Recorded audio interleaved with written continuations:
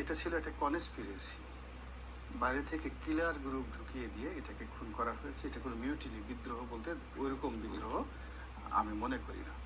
তো কাজেই এই যে বিডিআরকে বিজিবি বানানো, it is also a part of the conspiracy, এবং তাদেরকে নতুন পোশাক দেওয়া, it is also part of the conspiracy.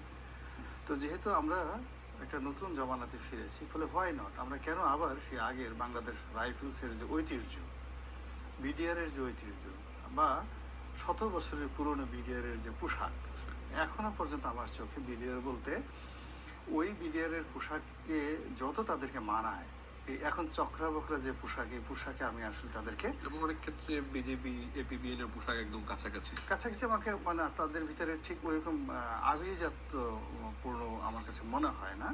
সেনাবাহিনীর একটা সুন্দর পোশাক আছে, কিন্তু তার সাথে কন্টেম্পোরারি করে একটা চক্রা বকরা পোশাক দিয়ে ঠিক আমাদের যে আর এই যে শব্দটি ভারতের সাথে মিলিয়ে বিএসএফ আর বিজিবি, মানে বর্ডার গার্ড। গার্ড শব্দটা বলতে অনেকটা দারোয়ান দারোয়ান মনে হয়, দারোয়ান দারোয়ান। আর এর আগে আমরা যে শব্দটা ব্যবহার করতাম Bangladesh rifles, it's a very nice word.